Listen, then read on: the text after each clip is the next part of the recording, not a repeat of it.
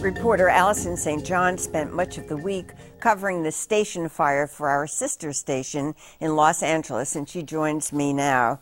So, Alison, you covered the 2000 firestorm that was here in San Diego. How is the situation up in LA now, different or similar? From the 2007 fires, yes. It was very interesting, Gloria, because the fire was completely different in character because of the lack of wind. And I really came to see the difference of a fire that's blown by the strong winds that we had in 2007 and the fire in the hills north of Los Angeles, where the winds there were winds, but they were very gentle, and that allowed the firefighters to actually exercise their craft. You can see here a picture of the smoke burning as I was driving towards La Crescenta, and they were very close to homes. But this was not actually a wildfire that you're seeing in this picture. This was a backfire. And the thing about backfires is that they look just like wildfires. They have a lot of smoke, a lot of flames. They were lighting them right down the street from homes, upscale homes, but they were under control. They were controlled fires.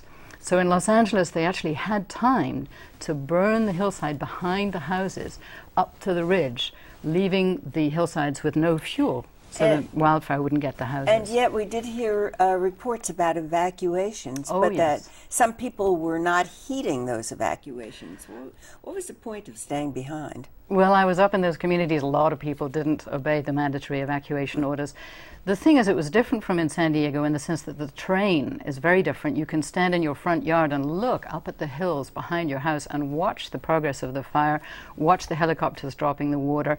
And people who stayed were fairly confident they could hop in their cars. They were all packed up, ready to go, and just drive down the hill if the necessity arose.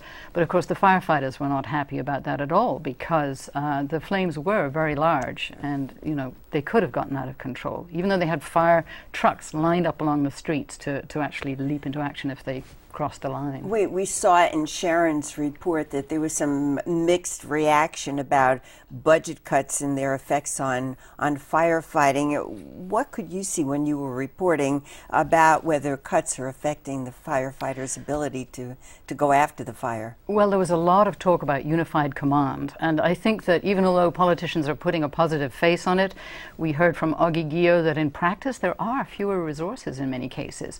However, if they can communicate better with each other and coordinate their services, then they can be more effective. And I did see a lot of different agencies working very closely together in Los Angeles.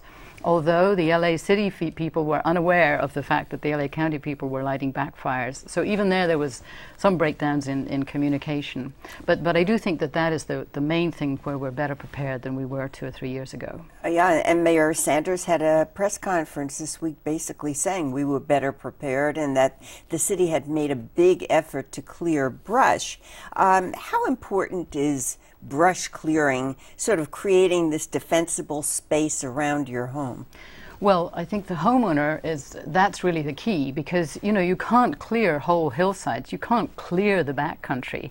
Fire is a natural thing, it's going to burn. Although it's interesting that budget cuts apparently did result in the federal government not clearing some of the brush around where the Los Angeles fire broke out. So that may be where the budget cuts are hitting home.